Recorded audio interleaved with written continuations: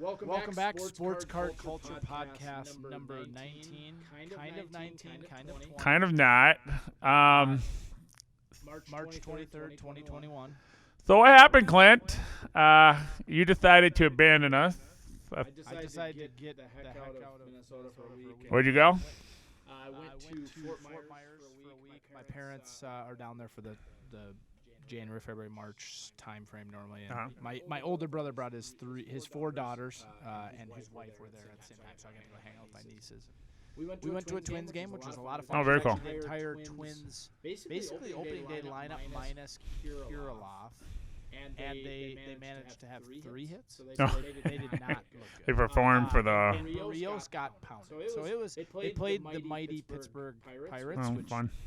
I could literally name 2 guys on their entire team. Brian Hayes is doing really well. Well, you know who's there? Todd Frazier's there. And I was like, oh, Todd Frazier's here. And I was like, oh, Josh Bell. Oh, he's gone. Yeah, okay. So they literally have nobody. I don't know who's going to be an all-star for them. I have no idea. It's like, but it was a fun story. Yeah, you have to have an all-star.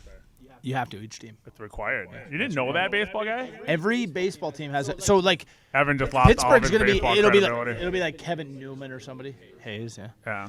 Funny story, though. So I was sitting in front of the father of one of the pitchers from the Twins last year, Poppin.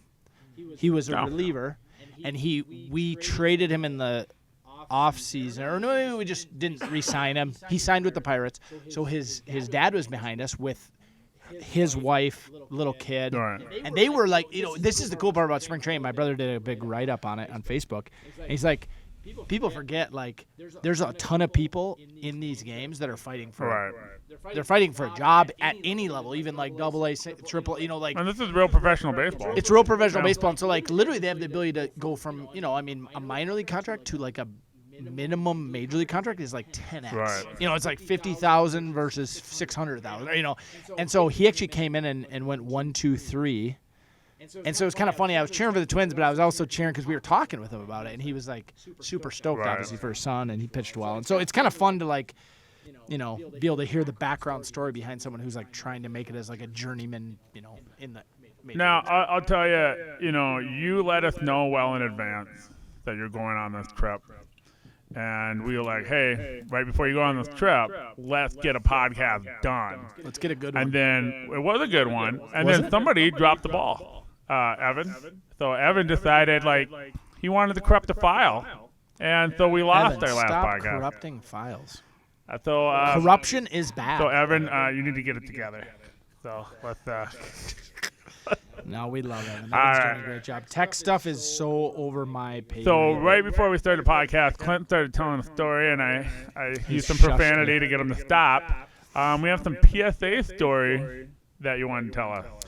Well, so yesterday was a big PSA day. Somehow 2 grading orders got done like 4 days apart, but they both arrived yesterday at the shop. Yeah, okay. One of them was 388 cards, and one of them was 188 cards. So what is that?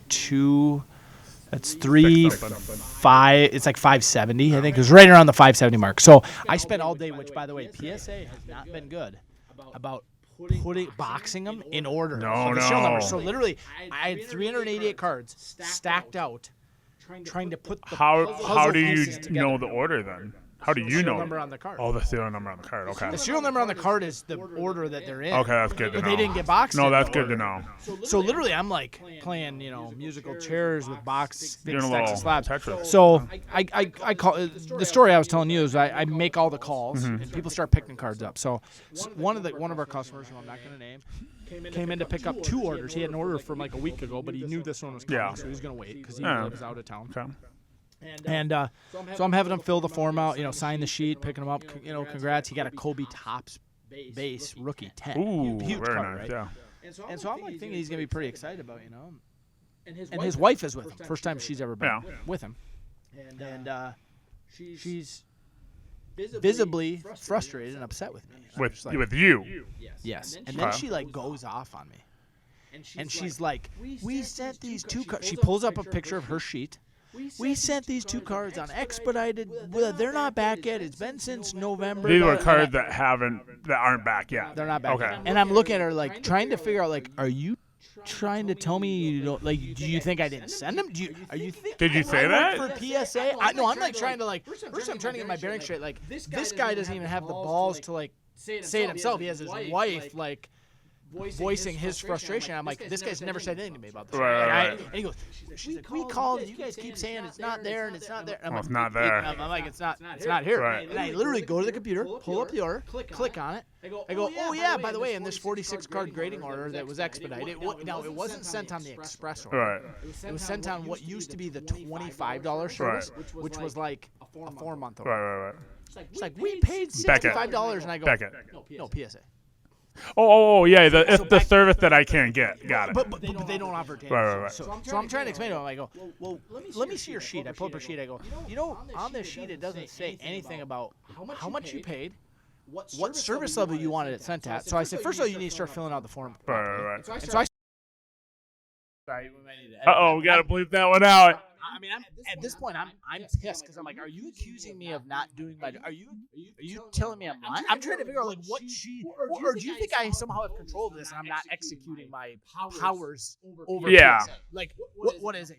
And then I literally go off. I'm like, you know what? I sit down and I start telling her a story. I go, the last 3 nights I've gotten text messages, and then like 10 o'clock at night when I go home from customers about their PSA orders. Right. And I said, just so you know, I make so little money doing this for our customers that I'm to the point where I don't even know if I want to grade it for people anymore. Because what you don't realize is, first of all, I don't work for PSA. Right. I don't control the turnaround times. I don't guarantee the turnaround times. I don't make enough money to really. Well, I've done the math.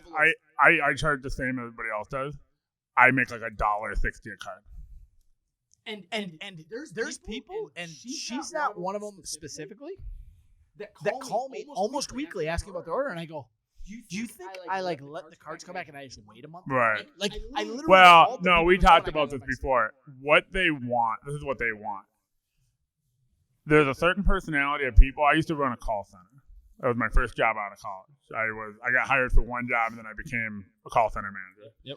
And what happens is there's a certain personality that believes that if they call you all the time, they're the squeaky wheel and they'll just move your stuff to the front of the line. And as someone in that profession, I'm not going to say I would intentionally put their stuff in the back of the line, but I may expedite other things. When this So what they're expecting you to do is to constantly call PSA to harass them, PSA so that PSA will move your stuff because they believe this is how it works. It is not how it works. Lays out to lunch. I'm to the point where when she picks up these cards when they come back, I'm gonna tell her. Yeah. I don't think we're the right people to grade your cards. No, absolutely. I want you, because guess what? She's gonna find out real quick. The way she calls me, PSA doesn't even have someone to take the call anymore. That you can't even call. They literally are done. I sent PSA an email. I called them. They said send an email. Send an email. I get an automated email back saying you'll get an answer in 72 hours. It took 2 weeks. Yeah. To get a form letter. They get a form email from them. So yeah, and so it's like, well, here's the thing. This is why I tell everybody, and nobody complained to me yet, right? Yeah. But I charge people $1 every time they complain about me. Nice. Regarding graded. I'm like, and not only that, it's not per day, it's per instant. So if you spend 5 minutes and you complain about me 7 times, you owe me $7. Yeah. And I always say it like a joke. And then at the end, I'm like, I'm dead serious, so I'm charging you. And she's like, I called and you can't tell me where the. And I go, no. She's like, you can't tell me where the order is. I go, well, I can tell you it's at PSA and I can tell you what level it's in, but what else are you looking for me to tell you? Like what? What should I look for exactly? Like, and then, but the fact was, it's like there's a deep level of fear and distrust in people, and and for some weird reason, PSA grading specifically has the ability to bring it out of people like nothing I've ever experienced. I go. You don't get that from Beckett people. Well, no. And Beckett's worse than PSA. Oh, fair enough. Really, I mean, you gotta have. You send so few that I like one. Oh well, then okay. Except for you with your mayo. Oh jeez, when did that coming back? Come on, Clint. If you just call, listen, 3, 4. If you just call Beckett, they'll put that card in the front of the line and get my Jeter back. I think the Beckett order is our oldest, and then I have one Pokemon order from like June for PSA. Yeah, it's bad. Yeah, you know what I got it back in? I got an SP Jeter. I got a 92 Beam Team Jordan. And a glass LeBron. Absolutely. I hope that thing black labels. That'd be awesome. Oh, yeah, they should just give me a black label for taking so long. I don't think it works like that. And so I try to tell people, I'm like, today, it's to the point now where people drop them off. I'm trying to basically discourage them. I'm like, it's going to be a year. It costs $30. I told everybody over a year. I opened the window up yesterday because I got enough Pokemon in. And I was like, it's over a year. It's what it costs. It is what it is. Yep. And even the $100 service level, I'm like gonna be over 2 months because I got one in there from a month ago that hasn't even what do you call it? It's still on a it's still on a ride. Yeah, it's not still registered. on a ride. So it's not. I can't. There's no link for me to click on it. Yeah. And that's from a month. That's got my Kobe Galaxy in it. Yeah. So. Well, and I had somebody call me today. They're like, I sent the express order. I paid $100. You know, it's been a month. I go, just so you know, I heard the express orders just doubled in length because they got. It's very obvious it's doubled. There's 13 million cards at PSA. Yeah. So. Well, some of it too is it's the same reason why there's fights at Target, and there's like an entitlement. Well, it's not just that. It's just when there's money. There's real money, right? And so then, and I'll say this. Good point. I would say this. My customers, and I'm not trying to stereotype, but my customers who are financially stabler, more stable. Let's say. I don't think stabler is a word, is it? Kenny Stabler is a word. Kenny more stabler. They bother me far less. Like, and I'm not like because for them it's just like the one guy I literally ship his cards to him in Michigan. Yeah. Like. He's never once called me, and every time I call him and I'm like, "Hey, I got an order for you. Your grades are," and he's like, "Awesome! I forgot about it." Like, and he works a high paying job, and like, it's cool, but like, he's not like, if I don't get these cards back, I can't pay my credit card that I bought the cards with. That so like, and if you're in that position, you shouldn't be engaged in this activity. Thank you. Yeah. That's exactly the point I was making. Is you shouldn't be stretching yourself so thin where you're buying a box on credit to then grade it. Then to hope to pay, it's like no, like this. Yeah, and I'm not saying I told all my guys, a lot of my Pokemon guys, they're like straight up collectors. They'll grade stuff like you shouldn't grade, and I'm like, you really shouldn't grade this card. He goes, oh no, this is my card from when I was a kid. I'm grading it. They literally just want it. It's like me with a Paul Mahler. I grade them. Right? Yes, it's my card. This is my card. Like I'm like, you could buy a higher grade one, but I don't want that one. That's not my card. This is my card. I want to grade my card. I'm like, okay, cool. I like collectors. And that's the exception, right? That's cool. Value has nothing to do with it, right? Yeah. But like I told them, this was back when we were at 9 months for bulk. I was like, so last month I sent one off, and I'm just like, all right, well, just put it out of your head. Yep. Don't even think about it, and then talk to me like July, and we'll see where it's at. Yeah. You know, it's so far. Now I get it. Like I'm not gonna say, hey, wait 9 months, wait 8.5 months before you ask me about it. Right. Like I want to look it up too. So like if you ask me about it, I kind of want to see where we're at as well. But like, not until July, not till August, right? You know, because it's not going to be back till October. So if anything, we're way early, you know, in the middle of summer, you know. Right. Yes, that's fun. It's fun. Wait, did you ever? No, did you not, raise your voice at her at all? I didn't raise my voice, but I made it very clear you're frustrated. that not only this so she thinks she's the only one, and I literally tell people, I go, when they're like, can you look at my order? I said, okay, so. I literally right now, John, I'd have to count to confirm. I have over 100 open orders at PSA. No. So like, they go, oh, I sent it this date. I go, I sent 5 orders that month, or 6 orders, or 8 orders. So I'm like, for me to just look it up, to literally pull it up and say, oh, okay, it's in grading, or no, it's still in research and ID. This is a real value. This is a real value add for a guy like Jeremy, who has a system and it's all down and is what it is, and he doesn't hold anybody's hand. And so the way I told my customers, I said, once you start grading a lot, I don't want you grading with me anymore. I'm going to send you off to Jeremy. I said, Jeremy, I send my cards. Jeremy's not going to hold your hand. I'm going to hold your hand, right? Yeah. Because I look at it as a customer service. Sure, thing. for sure. It's We're doing it as a customer service thing. Yes. The money I'm making, like I don't even want to do it. Like I literally don't want to do it. Well, not only that, but they John, feel safe with me. John, it's probably a poor decision for me financially, because if I was to spend that same amount of time cleaning, buying, grading my own cards, it would be 20x more profitable. What you do get some side benefits. So one side benefit is your customer comes in the shop to pick up his order, or to drop it off, and then maybe buy some stuff. And they know my regular grading guys, my good. I'm not saying my good. Like I don't like some. My consistent. Well, and my ones who, and the consistent guys don't bother me. Though. They every time they come in to pick up their cards, like one guy bought 4 of my graded cards along with picking up his. Or when they come to pick up, they might sell you some of those cards. Sure. So there's opportunities that have nothing to do with the fee that we gain. Like that money is like a nothing, right? Yeah. But it's also a thing where like, hey, I talk about this a lot. How I'm a farmer style salesman. Yeah. I sell based off of relationships. Yep. And so having that periodic customer who maybe he hasn't been in my shop in the last 3 months, but now he's going to pick up an order. Now I get to reconnect with him. Oh, hey, how's it going? Oh man, these are great cards. And then it's like, oh yeah, I haven't been at John in a while. I got a call from a customer today about a K-bid option. He said, hey John, there's a Zion on there. Can you tell me a little about it? And I said, yeah, don't bid on it. It's way too expensive. And I go, and so what happened was, he hadn't been in my shop in like 4 months. Yeah. And so side benefit to K-bid is he watched the K-bid option and he goes, yeah, I'll come see you next week. Nice. Well, it's just another PSA would operate like that. You know what they call it in some businesses?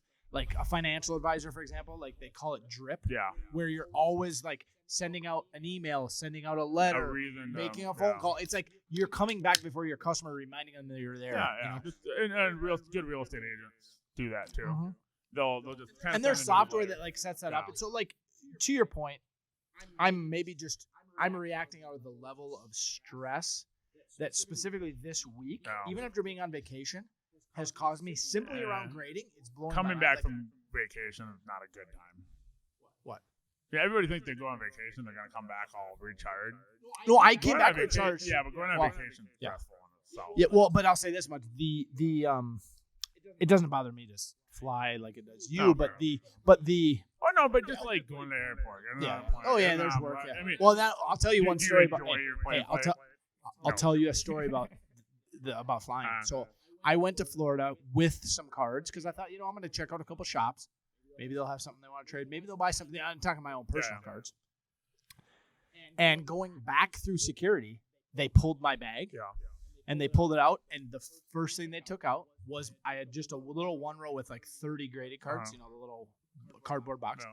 And the guy opens it up, and I'm just like, Mike, can you be careful of those? And he literally goes like he's going to dump it. And I'm like, how about you don't do that? And then his manager comes over. I said, and I go, and she goes, hold on, stay. And at this point, I'm stepping around his booth, like stopping. I'm like, you're not going to do that, actually. The first card in my box was that Kobe That's Jam card. And I'm like thinking to myself, like this box, no exaggeration, is like $80,000. Not only you crack the case, there were some cards in there that weren't slabbed, that were in mags that could easily come open, or and I'm just like, because they're like, oh, what are these little plastic deals? These little toys. This guy's got toys with him. I told you about when we were coming out of the mall. And we asked about cards, and I'm like, those ladies, they basically look 11 years old to them. I'm sure the same thing. It's just like, oh, picture the cards, whatever. Like, no. That's worth more than your entire year's salary. Yeah. Please be careful with that. Maybe I'm exaggerating a tad. Maybe. I got a little. I don't say I got aggressive, but I was like, no, you got to be like, stop. You can't. Yeah, do you can't do that. So that was a treat. By the way, a funny story. When the supervisor came on. She was like, okay, sir, okay. Like she was trying to call, and then she was kind of like overseeing him. She's like, she actually told him it's okay. Yeah. I think they like pulled one part way out. They were all sleeved cases, but I'm also worried about like the actual PSA case getting scratched. Like you. No, but if you dump them out, you can crack the case. Yeah. I mean, they're not. God, here we go. So, but fun story. I did go to one shop north of Fort Myers. Trying to think of the name of the little town. It was a little bit west, right on the coast. And this shop was they had a little bit of wax, and they had very few sports card singles. They had a lot of like touristy sports gifts. Oh, yeah. It's like a mall store. Like license plate, exactly. License plates with your team, whatever. Yeah, you can tell between a mall card shop and a strip mall. And an actual card, like a hobby shop. And so I started talking to the guy. I'm like, talking about cards. And he had a lot of cards way overpriced, but he was just an employee. And he told me a story. He's like, yeah, I'm from New York. Da, da, da. And he goes, the other day, he said, my coworker was here. And this guy walks in. And he buys some stuff. And they check him out. And she says to him, she goes, oh, you have nice teeth. What? So anyway, and then she grabs his ID or his Visa, runs it, and realizes, oh, I recognize that name. It's Derek Jeter. She doesn't even know who he is. So Derek Jeter's checking out, and she says to him, "Nice teeth," and he's probably just like, "That's the thing you know about me." Yeah, you're well, And then like one of the other employees is like, "Oh, that's Derek Jeter," because I think he has a house in Tampa. So what was he buying? I think it was buying like. She actually didn't tell me. Okay. I don't think it was like cards. I think it was like some tour, stuff. merchandise stuff. Like maybe some gifts or whatever. She was probably buying his own cards. Well, found some Yankee and Marlins stuff. It's probably Marlins stuff at this point. You think that he owns the team, doesn't he? Well, no, but they just license out their logo, so they don't own any of the merchandise. I mean, the team store, I don't think he can like go in there and just take stuff. It's not. Well, no, because of that, they license their name out. The products, they don't make the products. Yeah, no, they don't make the products. Right. So, they own. And the only thing they make the profit on is the license. They just charge X so that you can make it. And they can let you determine what you think the market wants for. Right. Yeah, which is smart. I've looked up license for college because I want to do some custom hats. Yeah. And I'm not going to get into it on the podcast, but basically, like one of the things you can do is you can get a license just for like one state. Yep. And demonstrate sales, and then that's how you get your foot in on a nationwide license deal. They won't just give it to you, even if you have the money. So they want cheap. you to prove that you can make sellable products out of it. Yeah, because if they gave the license to a bunch of poor businesses, it would be really bad. Yeah, and then like, you'd have a bunch of shoddy products with your logo stamped on it. But it's really cool. It's like the local one's really affordable. Like really affordable. I came in with like under $10,000.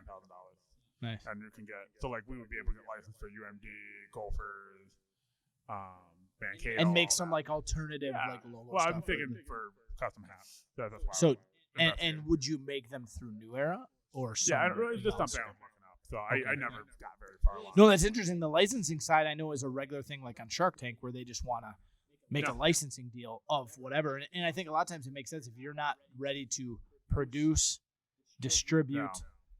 Do the accounting, do all the stuff that needs to be done for a business to work. Well, I mean, it's a lot what I do with the consignment on the apparel. It's just like, you got to, so like on the vintage apparel, like there's lots of guys who like to pick and they're really good at it. But it's like, in order to get it sold, it's like, I got to store it, I got to price it, I got to list it, I got to do the accounting, I got to do it. It's just like, where I'm going like, hey, just pick, just give me your stuff and let's go. And then you just get money. Right. And that's that's the main proposition is like you don't have to do all that stuff. You just do what you enjoy and what you're good at, and then we'll take care. I always say, once I really start expanding that end of the business, it's gonna be like we're gonna do all the boring stuff you don't want to do. Yeah. And you just go find cool stuff. So we're gonna like re-talk about something. We're coming up all sorts of words that don't exist. Yes, we are. We're gonna rerun. This is a rerun. Rerun of what? But no one's actually watched the original. I mean, it exists in like the planetary scale. It exists in Evan's memory. That's about. It belongs in our soul in some way. We gotta. Can we dig deep enough to only find the three of us and Damien. Damien was hanging out. So I'm gonna actually skip that Calvin Johnson thing. That was pretty fun, but it's so like far away. It's like, Damien was in the patch that went for $100. Oh yeah, that was worth like $20. That's like crazy. So let's do the question because he asked 2 weeks ago. Yep. And I didn't want to think that like we ignored him. Yep. All right. Atomic Zombie Android said I would have liked to. So this is the last one we posted. But 2 podcasts. So number 18. But 2 podcasts to go for us because we taped one. But 3 weeks ago. Okay. Yeah. So I would have liked to hear more analysis or speculation around what is going to happen to other grading companies with the PSA change. I know there's been several new entrants to the grading scene recently. Does this make them more relevant, or is there no change to the customer market? So let's clarify a couple things. A lot of people are new to the idea that SGC grades cards. They're not a new company. We're not going to consider them a new company. But I think we could talk about them being a beneficiary. Well, let's talk about SGC for a minute. Yeah. So you're absolutely right. There's so many new. They're like, oh, this new company. Like, this new company, SGC. I'm like, they're actually the no, oldest. PSA and SGC were very much 50-50 in market share. Yep. Today, I had a customer bring in an SGC slab that was do you remember the oldest slabs? They're older than yours. No, they're older than yours. Really? They have SGC in like a cursive lettering right behind the actual description of the card. And I go, and it was a 95 card. Yeah. Terrell Davis rookie. Okay. And I said, I think this card was graded in 95. Might have been. And so do you remember what we're talking about on my wall? I posted. This is what came from a conversation between me and you. Mm-hmm. As you said, I said, yeah, you didn't know this. I was like, yeah, I graded cards in 1998. You're like, what? You go, do you still have some? I go, yeah, I got a couple bad ones around here that never sold. And I found a week later, I found a Charlie Batch EX 2001 that, let's just say Charlie Batch didn't pan out. And so I was like, I'm putting it on the wall. You know, I mean, so I'm one of the original OG graders. And then, like OG. So I graded. How long was the gap between I graded 15 cards in 1998, and then I graded 100 cards in 2000. With SGC? With Both PSA. times. Oh, in 2000 you did another. Yeah. Okay. For 22 years. And then between that 2000, you didn't do anything until you opened the shop. No. That you sent. Last year was. I'm sorry, 2020. Oh, 2020. I'm sorry, 2000. Okay. Oh, so you 98 to 2020. Yeah. I thought you sent one batch in between. No, so it was just the first one. 1998 to 2020. Like 21, 22 years between grade. I was not a grader. I opened boxes, and whatever I got out of the box, that was my favorite card. What do I need to grade this card for? It's already my favorite card. It's already. And then now the dealer. But would you sell them, or would anything you pulled? Would you ever sell? Yeah, I would. I mean, if I got bored of it, like I would do card shows and stuff, but I was never a dealer. So, anyways, back to what we talked. So you're right. SGC. So what happened was, I'll give you a quick rundown, really fast rundown. PSA, SGC hit the market. They're the two legitimate grades. There's a couple other grading companies that were just not good. GAI was one back in the day, but they were the two, right? So we're battling out. It's my position, it still is my position, is SGC graded harder than PSA. SGC also had a 100-point scale. So a PSA 10 is an SGC 98. So it was one of the worst things. Like, they smartly, and so those of you who have seen, they recently in the last, 2 years ago or a year and a half, they changed their label to a straight number, which I think was super smart. And they went from green on their label to black. And I thought not that was only smart. that, is they still maintained their 100, which is a black label, instead now it's a 10 gold. 10 gold. So that was good. 100 pristine. That, right? Now they have 100. They have a 10 pristine, and they have a 10 pristine gold. Yeah. So they actually have. So believe it or not, SGC has 9 5s, 10s, 10 golds. Yeah. No wait, they have 4. They have 10s and then 10 golds. There's not so it's 9 5 10 10 golds. So they have 3 similar to similar to Beckett, right? And so what happened was, like, right now the highest sold Pokemon card is a Charizard First Edition, SGC Gold, but it only got 10,000 more than the PSA 10 that sold earlier that week. So you can see that the discount, but you can see the gold is considered more valuable than 10. And the gold, I would guess that card, if it was a BGS black label, would have sold for even more than SGC gold. Yeah. Because the black label carries it's more in the awareness of the collectors of how good it is versus SGC gold. People don't realize how rare they are. I've gotten 1 or 2 ever. I've only done 40 cards. We just got one. We got 2 of them. We had a Ronald Acuna Topps rookie, and we had a Kyler Murray Prism Silver. Ooh, that's nice. Not the draft pick, not the pro gear, but that was still it was like a $600 card as a draft silver. So going back, these two are battling out. SGC's got this weird 100-point scale. So it's nice to get 100, but they never gave out any 100s. Right. So it's like everybody got 98s when they got 10. So, and PSA was notorious for giving out easy 10s. And so it's like, I wouldn't say notorious. Well, I'm talking about late 90s. That was the word on the street was you got easy 10s from PSA. Now, so they're chugging along, they're battling out. PSA's winning, but not by a lot. Yep. Then Beckett comes in the marketplace, and what happened is, I don't know what year this is, but Beckett has the autograph grade. Yep. So what ends up happening is Beckett takes all the new cards, Yep. right? By new, I mean 2003, Bowman Chrome, because Yep. they're the autographs. And so what happened was, because they were doing the autographs, they were getting all the new cards. PSA was getting all the old cards. And what happened was, SGC is still there, but then when PSA came out with the registry, they took off in general. Beckett was taking care of all the new ones. What ended up happening was SGC ended up being the grader of choice for the pre-war guys, for all the tobacco card collectors. So we talk about how people will get a certain So slab. let's pause for a second. Let's pause for a second. Yeah. So if you're listening, in sports cards, there's 3 eras of cards. There's pre-war, so pre-40, 1948. No, 1948.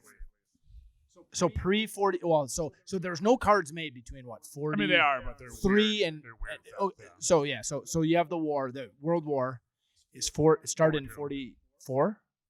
Started in 44 or 5. Yeah. It was like right around between. 44, Okay, sorry, 44 or 5. So pre-war is all the tobacco stuff from 1880 to the war. I would say SGC is the primary grader of those. That's the best. Then people would say those PSA. collectors will crack a tobacco card out of a PSA holder and put it in an SGC holder. Yeah, if they want it for the and vice versa. I'll crack out an SGC and put it in PSA because I need it for my registry.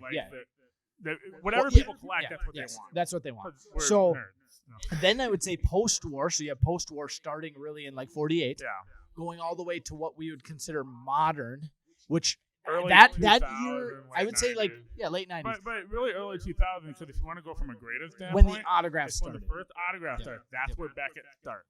Yes. Right? That's where Beckett grades the auto. And we're not talking about the 91 Hank Aaron. We're just talking about like Bowman Chrome auto and stuff. That's what they Regular were pack insert. Yeah. So like if you look at like the Skybox autograph, it's all 97. Yep. So and then you have Beckett. So you have kind of those 3 buckets: Right. pre-war SGC, And vintage that is PSA, how it's modern been BGS. for 20 years.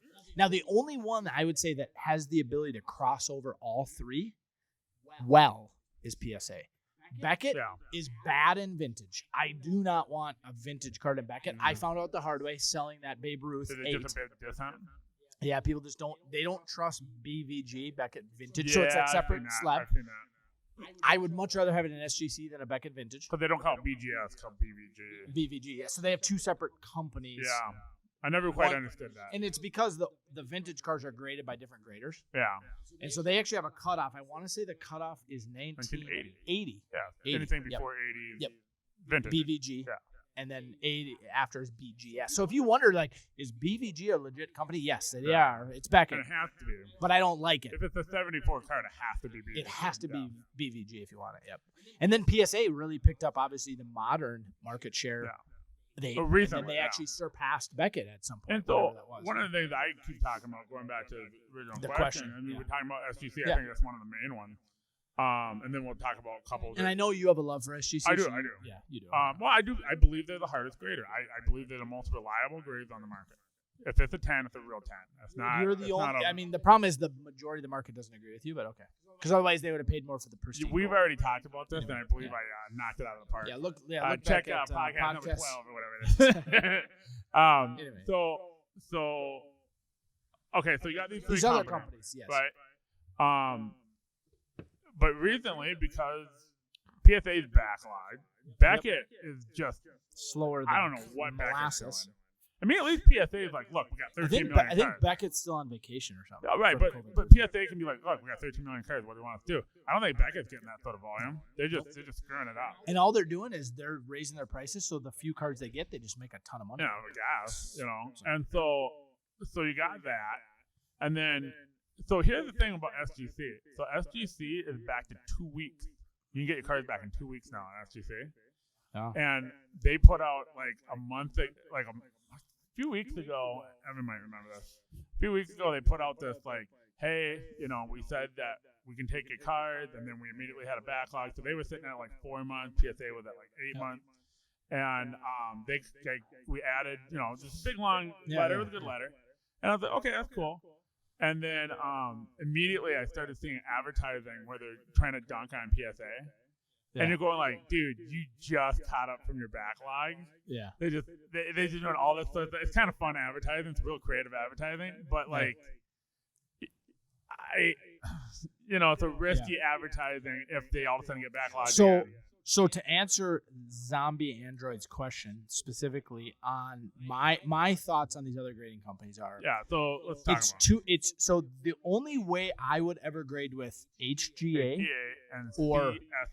and CSG is the leading grading company for comics. So they're a legitimate, like, I don't doubt their grading. I talk about that right out of that. I say, yep. CSG. So with HGA, we have to wait and see if they're legitimate. And what I mean by legitimate is if they say it's a 9, is it a 9? Yeah. Is it a 7? And now there's going to be very little dispute between PSA, SGC, and Beckett. Right. Like, it's a very tight. People bring. There's little edges, and you might get a grade bump or something. But like, we're trying to say, I think what you're saying is HGA going to be in the wheelhouse, right? Or are they like these mint pristine grading guys? For us to figure out whether they're legitimate. And the problem is, I'm not going to put any big cards in those slabs until I see comps. The problem is, people do. Are we going to see comps if no one's sending those big? You know what I mean? Like, how here's do the thing about HGA is people really like the holders. They like the color match on it. I don't like the size. They're different than the rest. But then going back to CSG, they're legitimate because they are the leader in comic books. They're the leader in magazines. They're the leader in coins. They grade Pokemon and non-sports. Yes, so they. No, they still sell at a discount in Pokemon PSA. Yeah, which is wild to me since they're the comic book guys.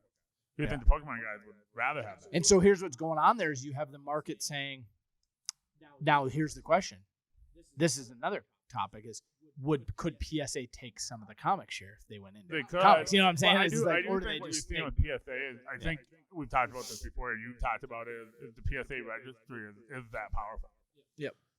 And it's the name. If you look right now at the auction listings of Golden Auction, Heritage Auctions, and you look at these massive realized prices on Mantle, record-breaking price, PSA. Yeah. It's all PSA. So what happens is, literally, I had a customer tell me this the other day. He goes, a PSA graded card is literally, it's the flagship. It's the gold standard. Yeah. So like, how does something usurp or pass that? I don't know. I don't think the question really is someone going to take the number one spot. I think the argument is, do we see changes? Or do we see value? Yeah. Do we see the value start? Yep. I can tell you SGC, that gap has closed quite a bit in the last couple of years. The SGC gap we ran 2 orders like you did about the same time to SGC. And we basically resolved afterwards, just like, we're not going back. I'd rather just wait a little longer. It still took 4 months. I will say this. I priced all my SGC cards exactly the way I would price it if they were PSA cards. They take longer to sell, but I've been selling them. Yeah. It's a lot of. Now, my question is, do you think the people buying them are cracking them and regrading? They might if they're 9.5. But what position? The other thing too is a lot of the SGC guys, the brand guys who love SGC, they're saying you guys got to stop auctioning these cards out. Because one of the reasons why they're the discount is whenever you auction anything. First of all, auctions always go for less than buy now. Disagreed strongly. Right. Rare cases. What? No, I strongly disagree. Only on a card that there's a ton of them out there. Auction. Yeah. Okay, but I'm just saying, because like, for example, for example, I'm getting ready to send a Kobe PSA 10 rare insert. There's only 20 of them. I listed it buy it now at $25,000. Started getting offers at like $11,000 and realized if I take a buy it now for 15 or 20, I think I'm way underselling this thing. I need to auction this card because I don't know. Why can't you just put a higher price on it? Because here's what you don't understand. There might not be another one of these come up for sale for 5 years. So if you get an auction in front of 2 guys who both want the card, fair enough. A buy it now is not the best way to sell this card. Fair enough, but that's not what I'm talking about. Okay, but I'm just saying, for those people with auctions, like, there's time and places that auctions benefit. Right, but this is what I'm talking about. Let's say you have a Mosaic debut Zion Williamson PSA 9. and you don't have access to cable. Yes. Right. You don't have the goal. The printing press. So what happens is if anybody who's looking for that card, when they're searching PSA 9. They're not searching SGC 9, right? Right. And so what happens is you auction an SGC card. The number of people who are going to search for SGC that week is way, way low, right? But if you just put your price on it, then eventually the guy is going to find it and make an offer or buy it. Right. So it takes longer. But if you constantly are auctioning the way these guys are, they're always getting way low prices. Totally. And somebody brought that up in one of the Facebook groups. They're like, "You guys gotta stop auctioning these cards." I'm like, "You got a valid point." Well, I think what he's saying is because SGC doesn't have the name brand recognition, you're not instantly searching PSA, for that code. Yep. Whereas like a PSA graded card can be auctioned. Yes. It doesn't. It's not going to go for much lower than market value. So they're a greater. How do I? Yeah, I mean, auctioning cards where there's a ton of them listed by it now is a guaranteed way to make less than the right now that's price. what I was saying. And so all I was pointing out is if there's a card you have that there are no comps recently in this market, an auction's the best way. Now here's the thing: there's a drawback to that because if it's so obscure that nobody's searching for it. No, they all want it, but no. But listen, if it's so obscure that nobody's searching for it, now you've reduced your audience considerably because you need 2 guys to search for it that week. Yeah. And so there's a risk to it, right? Well, and I should look up the Kobe registry to see if the insert I have is in the registry or not. No. But anyway, I looked at some prices of Kobe inserts that have under 40, 50, 10 pops. Mm-hmm. And they're bringing absurd money. But now, people are searching Kobe everything. Well, let's talk about that. That was Kobe, period, and then new search by newest listed, and just like, I'll look at well, everything. And to that point, one of the things I had a long conversation with my buddy Andrew, who I went and stayed with for a couple days in Tampa. I got him to buy some cards last January. He actually bought from me a Topps Chrome Kobe PSA 8 rookie, like no joke, 3 days before he died. Oh wow! Which is so just $100. It was such a weird timing. No, they were like 400. Were they 400? Oh yeah. For an 8? Yeah, now they're 6,000. Okay. Yeah, Topps Chrome. Chrome. Oh, Chrome. Okay, I was thinking Topps. Chrome. Okay, I'm sorry. Topps. I was like, I'm trying to do the math. I'm carrying the one, trying to figure out where you're getting. Okay. Topps Chrome. All right. So I had a conversation with him down there, and he was like, I tried to buy the card from him because I want the 8. I want the Chrome. I don't have a Kobe. And he's like, and so we were talking. I said, here's the deal, Andrew. I said, July 5th, the 8-part documentary called Mamba Out on Kobe's last finals win. It's the 10-year anniversary. So in it's 2020 season, but the summer of 20, you know what I mean? You know how basketball carries over. 10 years ago, he won his last finals. And so they actually recorded like they did with The Last Dance. Like you don't realize like there's cameras everywhere. They're recording the whole season. Right. The documentary comes out called Mamba's Out. Mm-hmm. And I said, if you're going to sell that card, I said, send it to auction the 1st of July. Yeah. And so I'm actually going to sell one of my cards during that time because I think that'll be a cool. Who are you going to go with? PwC. PwC. And actually, I'm going to email Brent and ask him, hey, can you put out some marketing on this card? Because this card, there's not many sought after inserts of Kobe where there's less than 20. That's Jam. That's Jam. That's Jam PSA 10. Pop 20. So I mean, you're talking about a card where that might be one of the cards they put in the flyer or in the insert. The email, and they'll put an email out, and they'll email out maybe saying they'll have about 20 cards that are featured. I would love to have it as well. Yeah. I mean, and then they also kind of cool to have your card in the insert. That's cool. So for those of you listening, Kobe's market is moving for a couple reasons. One, because Jordan had his time. And then it's like, who's the next guy, right? So Kobe's one of the beneficiaries, Durant, whatever. But that documentary, right before the National. So think about it. The National's a month later. So not only that, you have people at the National. Kobe, I want to hold Kobe's out of my next PSA orders for that. Right. For the National. Because we're gonna be in the middle of the series because it's once a week, starting in the beginning of January or July. Yeah, I'll have that Galaxy back by then too. You're gonna sell that to me first, though. Come on. I think you're right. I think I should hold till the National. Thanks, Clint. John, I think you should sell it to me hey, right Clint, when you get it back. I appreciate the advice. Dude, like, So anyway, if you're gonna sell Kobe, this is probably the time. Yeah, that makes sense. A month after that comes out the national fair. So what do we got here? I'm looking at old stuff, and like some of it, I'll talk about this real quick. Yeah. So I had Anthony Lamb Green Prism Auto. Who is it? Exactly. Right. Undrafted or like late second round pick. I think Rockets. I can't even remember. Right. Damn, I can't even picture him. So what happened is I have his auto Green Prism out of Prism draft for $5. Right. Mm-hmm. I get 4 offers. Okay. All for like $3. Right. And then I'm like, why am I getting? Okay, let me Google them. Well, the Rockets, I think it's the Rockets. They called him up. I don't know what you call him in basketball, but they called him from the G League. Yep. And I was like, oh, okay. So I put $20 on the card, and then like I got an offer for 15. Here's the thing: when you got the first news of a guy and you're gonna get called up, don't try to lowball. Stop trying to save $2 and just buy the damn card, so I don't Google the card and raise the price. Right. I didn't know anything about this guy. Don't tip me into it by giving me You're not the only person sending an offer on this card. So that's one of those things. Like, if you see that, just pay the $5. I've done that in the middle of football games where I remember a couple years ago, Sony Michel had like that tear where he had like a touchdown in every game in the playoffs. And they went to the Super Bowl, and I remember getting all these offers that were like $20, $30 lower, and immediately raising the price by $50, and then it's selling for full price, and me just laughing at the people that were like trying to save $5 and whatever. One of the things I did want to talk about was we talked about this last time, and I thought it was good to. I can't remember exactly what you said, so I'm learning again what you're gonna say. Steve, what up, Steve? What up? He talked about PWCC being under investigation by FBI, I guess, regarding tax evasion for the PWCC vault.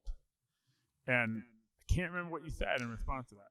Okay, so what the lowdown was. So here's the lowdown. So PWCC.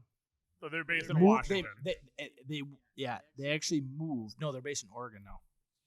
They moved. Why would they move? They moved like years ago, like 3 years ago. They bought a new location, built this new facility. They were in Washington. They moved south to Oregon. But Washington's the one that doesn't have sales tax. I think Oregon's the same. I think it's no. Look that up. Their address is absolutely Oregon. I just mailed to it. But the vault might still be in Washington. Wrong. Because the address is the same. All right, go ahead. Anyway, so here's the benefit to the vault. I own a vault. I can buy a card on their auction, and I don't have to pay sales tax because I'm not sending it to Minnesota and paying the Minnesota sales tax. I'm buying it there without sales tax, and it's being kept there. Now, it's at any point, once it goes into the vault, I can request it to be mailed to me. Right. It's no different than it got delivered. It got delivered to the vault, and now we're done. And now we're done. I'm still the owner of it, but I'm owning it there, which means I don't pay tax there. So, and here was the catch. People overseas, rather than pay these crazy tariffs, they buy the card. Yeah. It goes into the vault. Then it gets shipped from the vault, and they don't have to pay. It's already theirs, so there's no tariffs. It's actually, believe it or not, the tax part is small. The tariff part is bigger. Enough. So, like right now in Canada, and that might explain why the FBI might be involved, if that is indeed true. Yeah. The big threat on blowout. The problem is the biggest beneficiary to the vault, the biggest loser is not the U.S. government. It's all the other governments, China, Canada, that literally, because I'm getting my own item that I've already possessed in a different country shipped to me, it's not under the same. No, the reason why this came up is because I had a customer of mine, 50 Zebra, if you ever see him comment, he came in and he had that Dibs app, and they're using the PWCC Vault as part of the Dibs app. And Steven said, I'd be a little concerned about using anything that uses the Vault as long as they're under investigation until it gets decided, like what happened. No, because the. Well, and again, I don't. Yeah. They're the big blowout thread. I can't find thread. PWCC was under investigation too for the fact that they had sold cards that PSA graded. Yes. The cards are altered. PSA didn't grade them as altered. Yeah. And PWCC sold them. That one's That's the stupidest thing I've ever heard. What Like, am I supposed to do? I'm a consignment seller. I'm No, supposed to know. No, actually, let me put an asterisk or a caveat or spin that question in another direction and say the fact the FBI is investigating PWCC tells you how far we've come in the card market. They could have cared less. Oh yeah. Well, I 5 years talked ago. about this before Yeah. with breakers. There is going these breakers who are operating in bad faith. Mm-hmm. What I guarantee is how it's going to go down. Finally, one of the breakers is going to screw somebody, and that person is going to know a state senator in New York, and they're going to go. I was going to say a different word. Complain to that state senator and say, "We should have a bill and license this." Yeah. And the New York can pass them bill that you need to have a $5,000 gaming license or something. Yeah. And all you guys who are breaking stuff in your basement and in your house and whatever, you're not going to be able to do it anymore, or you're going to be operating in violation of the law, and the only people that are going to be able to break are me and you. That's what's going to happen if you guys keep it up. I'm not talking about legitimate graders. I'm talking about the ones who are shipping late, the ones who are straight out stealing. Now, those guys are beyond retribution. Like, they're just going to keep Well, now the good busy news and, is that you the know. market will very quickly. But the market will fix all Yeah, that. fix all. You know, of it, but that's not the way the real life works. no, right. Somebody knows somebody, they'll get a bill passed. Then when New York does it, then California's going to do it. Then two And other so- states, then eventually. Well, and let me everybody say has this to the initial question. One of the reasons that the PWCC vault is such an asset is if I was going to be investing in, I have to step out of my shoes, and I don't make that much money relative No, to no. like, I mean, literally, we're very like middle class, you know. There's a I'm class. still there now. There's a class of people that are in an absolutely different. It's hard because I don't live in their world, but I Oh, once I in a while. understand what you're brush- saying. Do you know what I'm saying? And so let's say somebody comes in, they literally go, my portfolio's $3 million. no, let's say $50 million, $50 million. and I want to put 10%. Oh, okay. I want to put $5 million into cards. Them saving 7% sales tax or whatever state it's they live in, huge. it could be on buying that is massive. So PWCC actually gave tremendous value to collectors and investors by actually anticipating this issue And by the way, before it got to the prices. By the of, way, you know, let's not gloss over the fact that it's a highly secured building. It's all insured. I'm sure they got fire code, all sorts of Yes. redundancies so that your Yep. card doesn't get destroyed. Yep. That's a real thing. and here's the other part. You get peace of mind. You also get maximum liquidity. Mhm. It can go into an auction. I don't now have to mail it to them and No, it risk just gets time and transferred all in that. the Yeah, ledger. it literally just gets transferred in the ledger. They already have the digital pictures. Yeah. They just roll the pictures, Mhm. and then once it sells, then they just go get it from the vault. It's not like they need to go reassess and like But it's just a the line. streamlined nature of it. ComC operates the same way. It's just tagged. It's just high end yeah, ComC, high-end ComC. And so, Oh, wow. oh yeah, So Evan just brought up an article about the wild rookie. yes. Big news this week. Upper Deck Series 2 releases tomorrow, and Whoa. Not basketball. hockey. Not football. Not baseball. Hockey. We're talking about hockey. We're talking about the younger brother to all the other Hockey. The three. You talk about the four major. You talk about really the three major, and then Not baseball. the junior Not baseball. varsity. Hockey. I'm doing my Allen Iverson impression. Iverson, on that. practice. Practice. So Kirill, is it Kirill? I cannot Kirill- say his name. Kirill Kaprizov. Kaprizov? Don't look Like at me. Capri Sun? That's how I read it. Kaprizov. Capri All Sun. right, I'll have to You remember know, that. you like Kaprizov. Capri Sun? I'm just going to say that. Kaprizov. I've been saying Jeter for 20 years. I'm going to say Capri Sun. Capri Sun.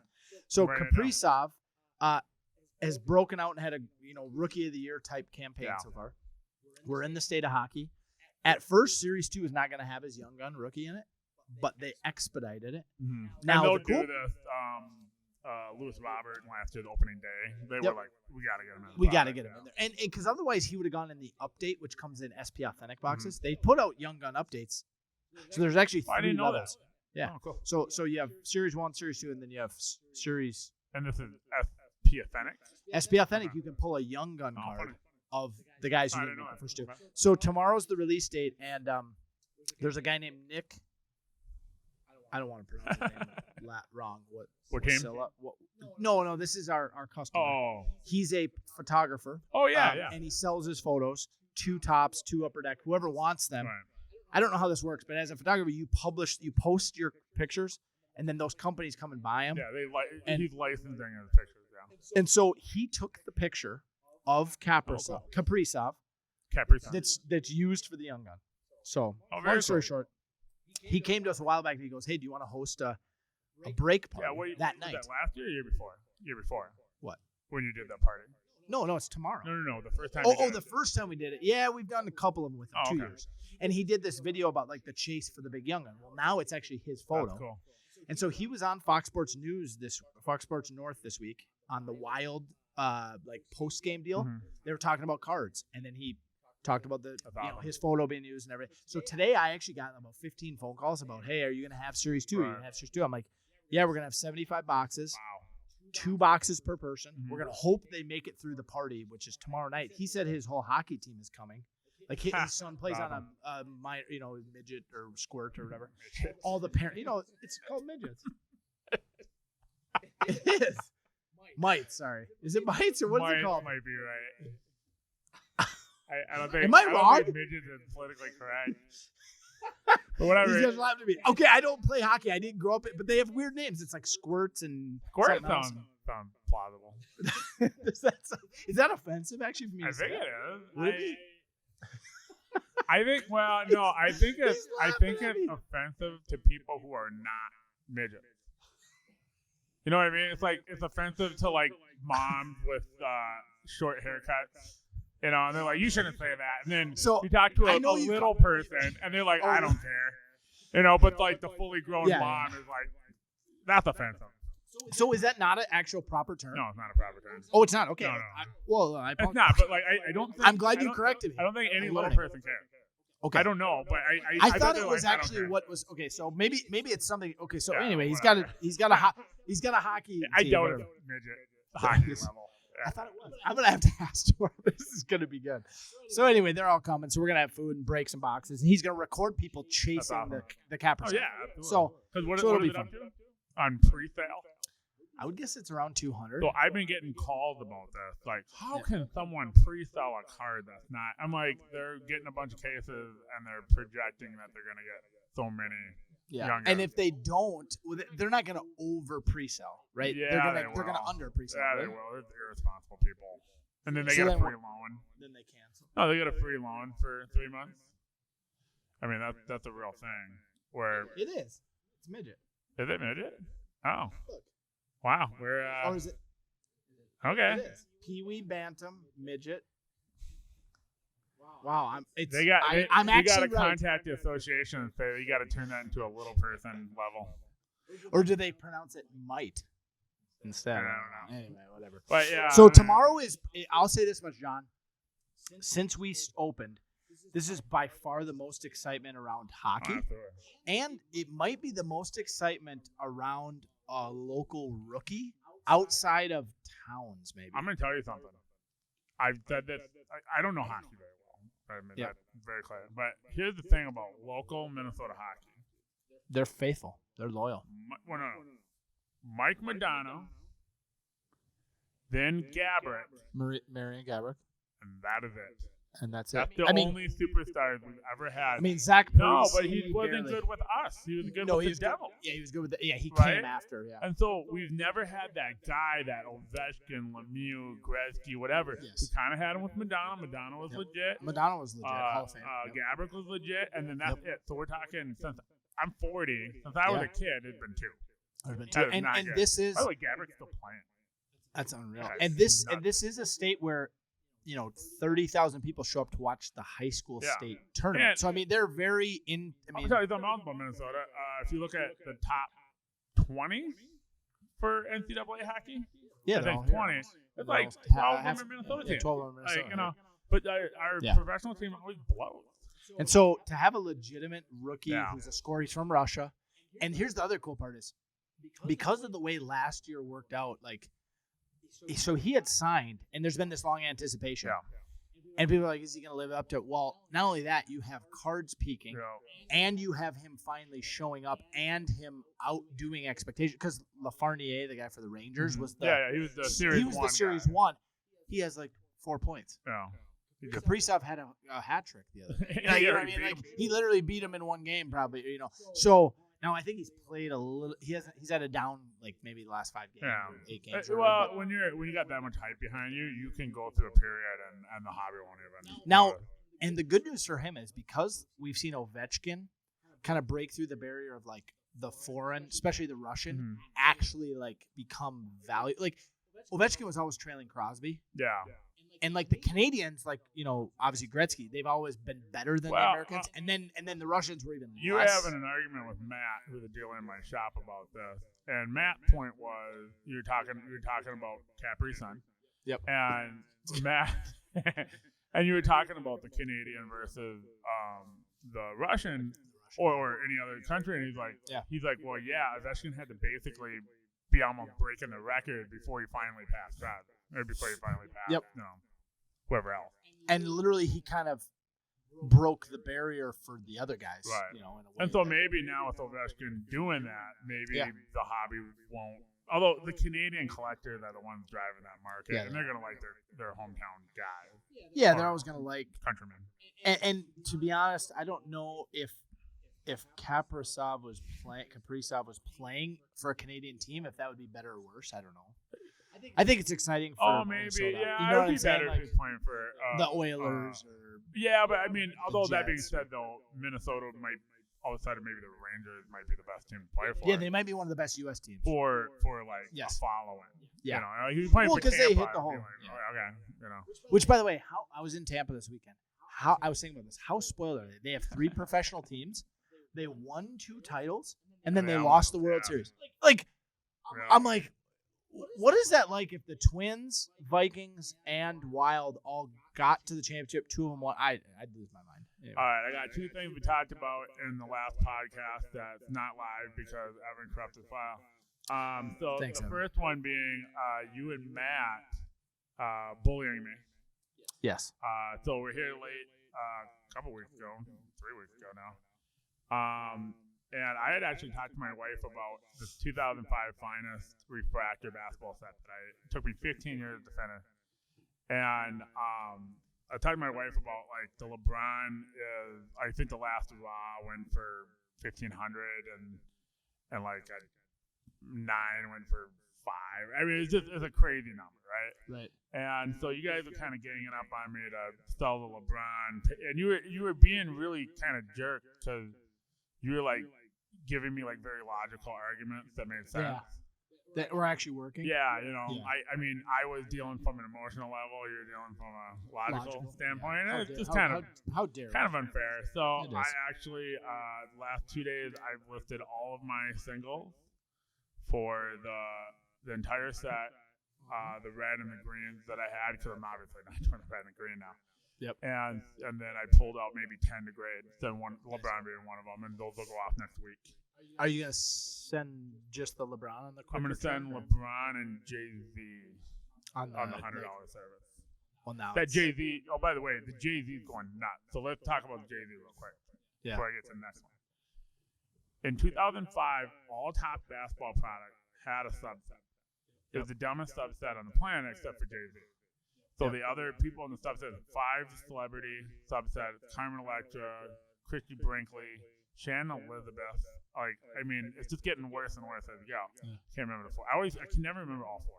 But Jay-Z made sense because he had just become part owner of the Nets.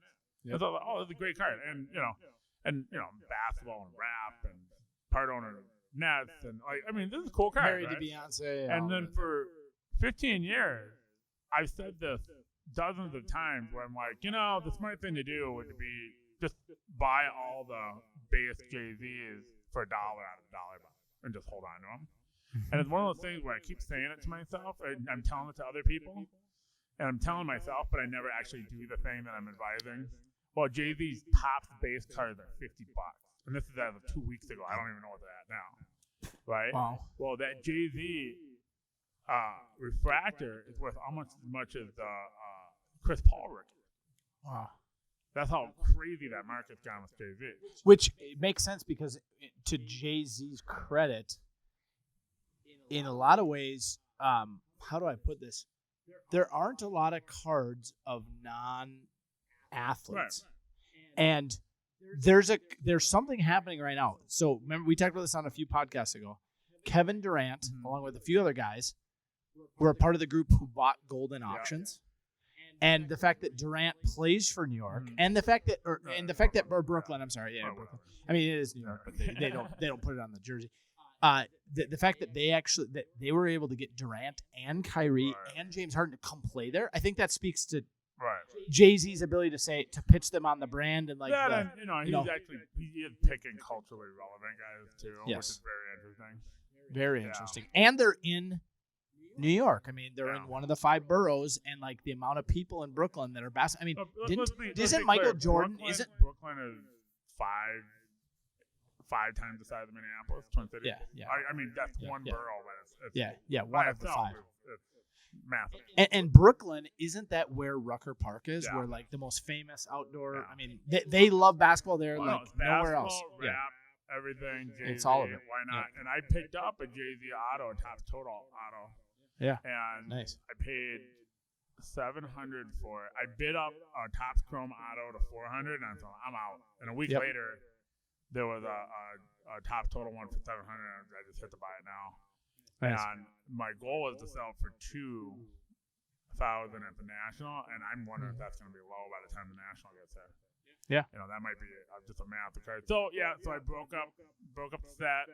Took me 15 years to finish. What do you know what the total listing value is of everything minus the grading? I looked at it. I want to say it's about minus the big card. Yep. I have to do some extrapolation because the way eBay does it, when you look at it, they don't count the whole value. I don't know. It's the whole thing with eBay.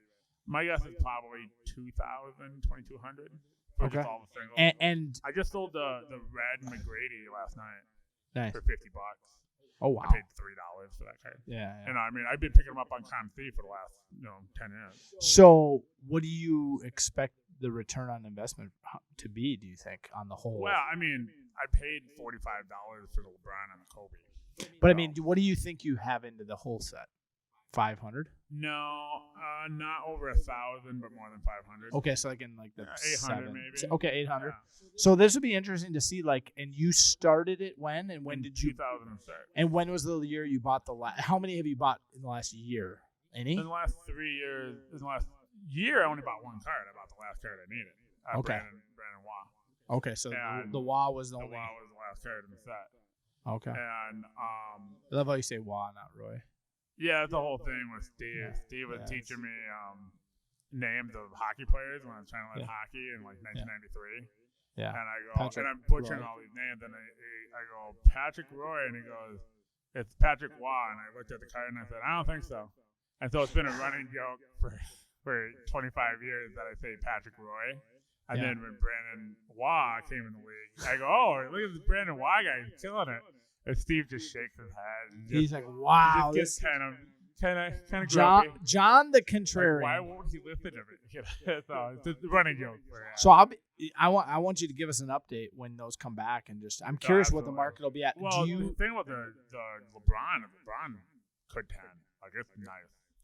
If the LeBron 10s, I think it's worth $8,000 to $12,000. That's nuts, dude. Well, here's the thing. Like, one of my big purchases that I need to make for the shop is a full-size cooler so I can have drinks in it. Yeah. And so if I get a 10 on that and I do real well, the cooler is going to be one of the purchases. So you can go buy a used one on Craigslist. I want a specific one because I got some plans. Okay. But this is how you were bullying me. You were just like, you could reinvest it in the business. So like, Yeah, I mean, as cool as it is sitting in that book, like you should first of all grade it. I literally looked at that 4 or 5 times a year. I would sit down and just look at it. So now I can't do it. Which, by the way, my favorite card in my entire collection is, other than my Molitor collection, I'm thinking about all my non-Molitors, is that Kobe That's Jam, and I'm selling it too. So literally, me having that conversation with you, but me actually having that conversation with you was me working through me. Now let's be clear, convincing myself of the same. conversation when we taped during the corrupted file. Did we tape less? We taped a podcast that these guys weren't able to hear. Is that right? Right. So Okay. we taped this and we talked about the set. That's right. Evan corrupted the file, and then you referenced something. And that now the people we're listening now never we're heard. referencing something that didn't exist. It's not documented, but it exists in our lifetime. Right. It happened. But we want to make it clear for anybody listening. So podcast number 18.1, 2. Because of incompetence, you couldn't follow the story earlier when Clint brought up the Let's Jam card. Just saying. These guys are So- like, what are they talking about?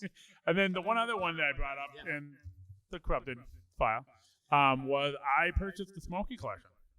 That's right. I bought out the Smokey Yes. collection. That's fun. So the rest of the set. So the Smoke collection is I was on Facebook in a card group, and these guys were selling a 45,000 in-person autograph collection for $15,000. Great price. Wow. Great price.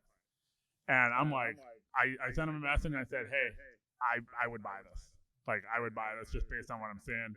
Yep. And I said, but I don't got $15,000. Yep. But I said, I do sell on consignment for a bunch of card shops in Minnesota and some other pickers and stuff.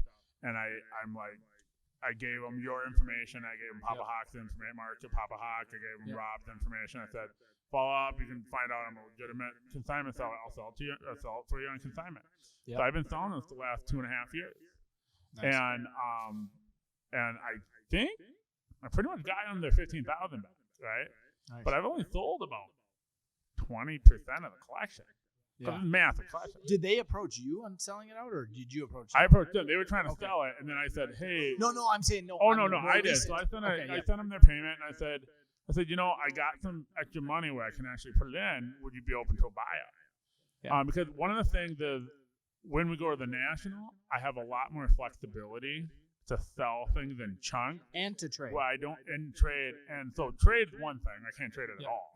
Yep. But two, I can make better deals, and I don't have to keep records of everything. That's kind of a big deal when you're selling on consignment. The record keeping is when it's That's the biggest labor point. well, not the biggest labor point, but Well, yeah, okay. well, maybe not. it's, Yeah, it's not the biggest. It's not the biggest yeah. labor point. Here's the problem: when I'm selling on eBay, it's not an issue at all. I Right. keep records of my own sales. That's not a problem.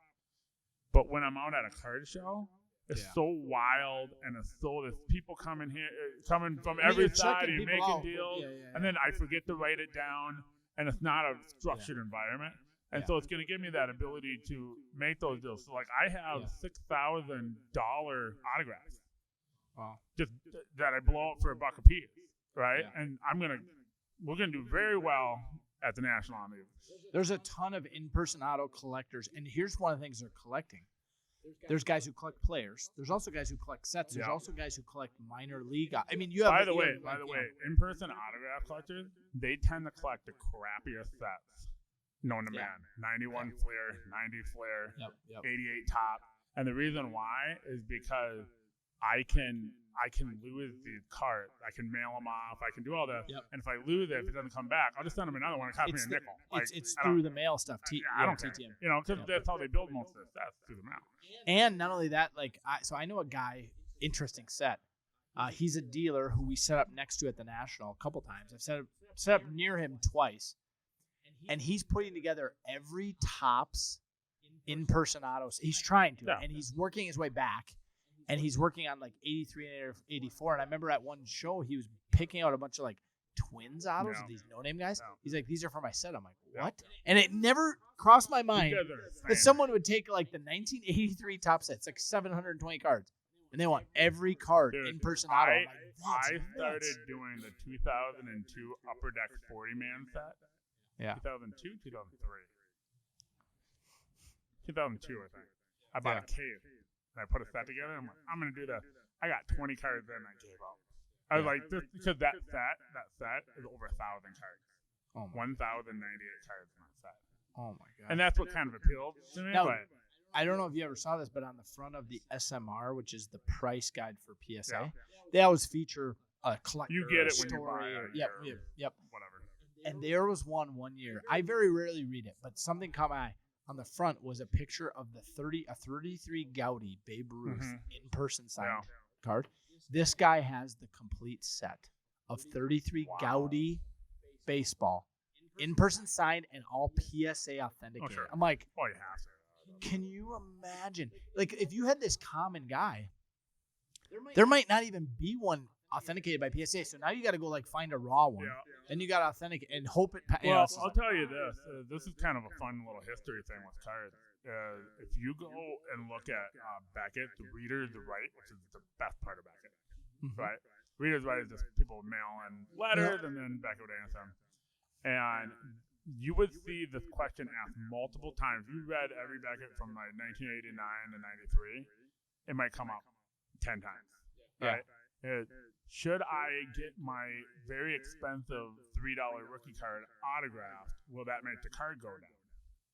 That was a very real thing where people are like, you can't grade rookie cards because the second they write on it, it degrades. You mean autographs? Autographs. Yeah, the second you write on it, doesn't matter if it's the player. Right. Doesn't matter what you wrote on it. You decrease the grade, and now it's not worth as much. And that's still in the community. You still see that in Facebook groups. Well, it's for you. You do jerseys. It's a huge deal, I'm sure, for jerseys. A signed jersey frustrates a jersey collector, absolutely. Right? I mean, a signed jersey is it's not for jersey collectors, it's for memorabilia collectors. And those are different groups. And so what happened was the answer, we have our answer. Autograph rookie cards are worth more than rookie cards. That's the answer. But that still permeates in the hobby. People are like, why are you getting these really expensive rookie cards signed? Now, the danger to getting a really nice rookie card signed is the card being damaged in the process of it being on. Yeah, maybe. So, like, for example, a PSA 10 Bowman Brady rookie is worth more than a PSA 7 signed Bowman. Yeah, so that's the real thing. You know what I'm saying? So, like, I think because remember how it was? Kids at like a baseball game would drop their cards down to the player or put it on a clip, and they drop it down with a string. No, but I'm thinking about the board with the clip on the top, like a actual clipboard. And so the card would be, like you're just like, this card's never making it out of here, but it's gonna be signed. So like, but a lot of times those guys, when they get them graded, they get them graded authentic. They get them authenticated, but they don't necessarily grade the card on it. But like a PSA 10, I saw it recently sold. A PSA 10. Oh yeah. Graded and PSA 10 autographed. Upper Deck 89 Griffey rookie sold for like record price ever. It was like record of an because it's not only 10, it's autographed 10. It's a perfect. Now 10 I want to bring back what you said about because I have specialized knowledge in jerseys and apparel. The worst thing from so are you saying you're an expert? I am an expert at a couple things. Nice. Cards aren't one of them yet. I'm still not quite a card expert. Me not either. Me not either. Here's the thing. Good English. The worst possible thing you can get autographed in terms of increasing the value of the item is a hat. The hat guys do not want your no one wants their hat on the hat, right?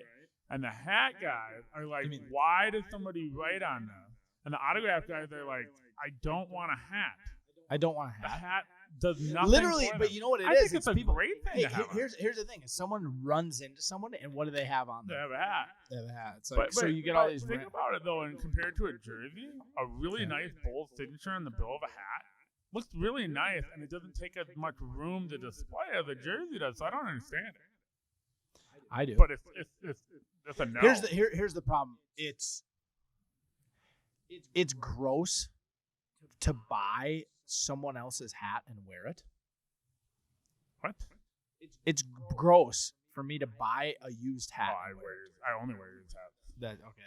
I only wear dead stock minor league hats, or vintage minor league hats. Yeah, somebody wore it before. That's what I'm saying. So it's all sweated in. So now to get it autographed, no, but I'm talking the hat even is if it's a brand new hat, never been worn. No, I know it's still bad. It's still bad. I know. Yeah. But like, very rarely are people taking a brand new, never worn hat and getting it autographed.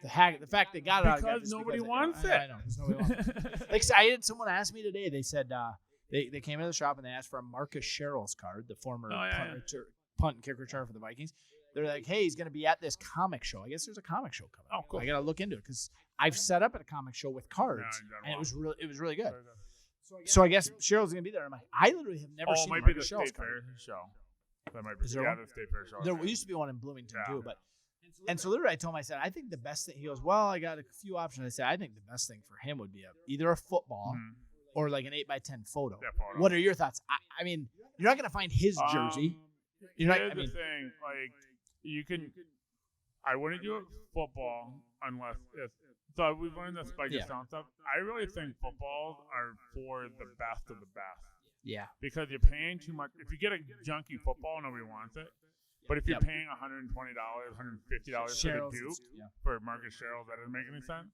So I think 8x10 is the way to go.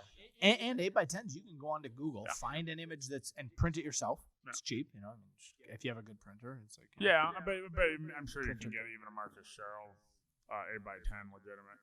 Yeah, for $10. Yeah, $10. And then what's nice about 8x10s is you can put them in a binder and you can look at it like cards. Yeah. Like, and the other thing you don't want to do about a hat. Here's the worst thing about hats. We found this out too. Yeah. I get it. I'm like, who the heck is this guy? Yeah. I can't tell if it's not Kirby Puckett or it's not, I'm like, whose signature is this? It doesn't connect with the person. Whereas when it's a picture, it's like, it's obvious.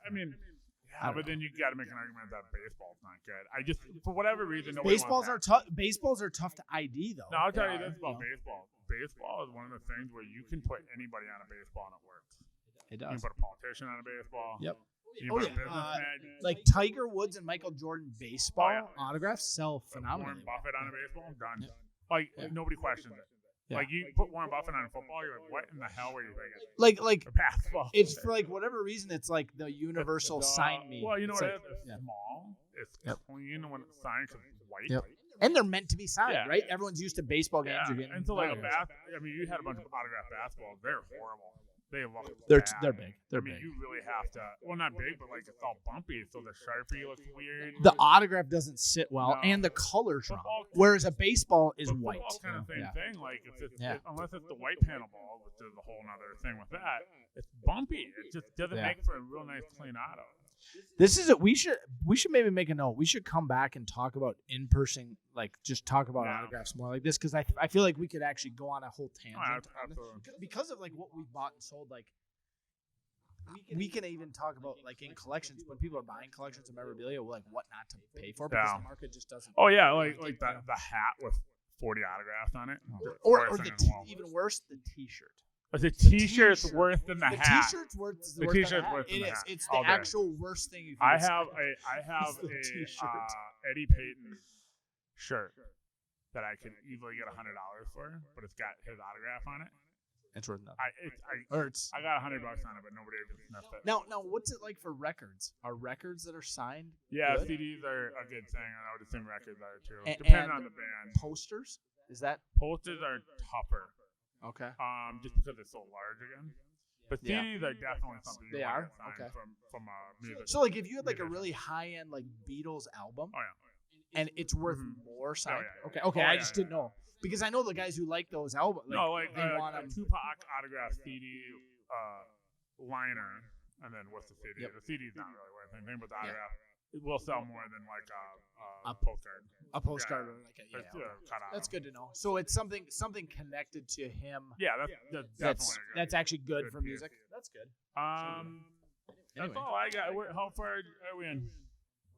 122. Man, my timing's beautiful. How are the 90 minutes? Work, Let's go. You got anything for us? No. I mean, I just stop bothering me about PSA. I'm just kidding. Hey. Clint, you need to establish a very large sign about the rules of PSA submission, and one of them got to be, I'm going to charge you $1 every time you complain about me about PSA. And now, here's the thing. This is what I tell my customers. You can complain about PSA all you want. I'll join in. Yeah. But if you want to, like, I'll take the whole day off. You can yell at me. I used to run a call center. Like, I can't. Like, if I get yelled at, I'm good at getting yelled at. My mom trained me very well for that, right? And it's like, I'll just make $400. You can rant at me and all day long, but you can't get ranted at for free. You got to charge. Yeah. Maybe you can do like a daily pass. I was giving $20. $1. You can just go at me about PSA. Something. So funny. A yearly pass. So you get like 20 complaints a month all year. I feel like, and once in a while, I do remind our customers, the frustration you have. Oh, we have it too. I have a bigger horse in the race than you. Believe it or not, I might have more cards there than you. I want my cheater back, Clint. Where is it? That's Beckett. I don't care. I don't work That's for. bad. I only work for PSA. I now. don't work for PSA. Yeah, that's right. I do. I'm a non-paid employee. Somebody's of PSA. yelling at you, and somebody comes in about Beckett saying, "I don't even work for them." And they're like, "Wait, what?" SGC, I don't come. But no, that's a very real thing. It's just like it's there are side benefits, but the money made it's a nothing. It's enough. It's a nothing. I've had some people go. Oh, I've had, I do have one more. I've had a few thing. people come in and ask about PSA and just hold hand holding like, well, I could do it myself for cheaper. And I go, yes, you could. Yeah. You know, like. Please that doesn't mean do, nothing actually. to me. Actually, like, please do it. Like cheaper. I want to talk about it because that's part of how I sell. But yeah, like I don't. Actually, I don't, like, speaking of this topic, something that has taken stress off for me has been while I was on vacation, I actually got a new insurance policy for the business for shipping. So there's a company called Collect Insure. Collect Insure. We talked about them, I think. Yeah, I got maybe in the one that got corrupted that Evan, corrupted. Come on, Evan, get together. What a corrupter. So the corrupter. I called him. And I just want to tell you this because you might want it. And those of you listening, you might, if you're shipping a lot in the mail. I got a quote from them for the you? business as a whole. So I just added it to our other existing policy. So right now I was paying per package for insurance. Now I have a blanket $100,000 coverage for any package I ship, as long as it has signature confirmation. Right. So I just have to pay the $2.30 or whatever. $100,000. I also have $3,200 a year. Okay. I also have $100,000 on any show over whatever inventory I bring. So any travel.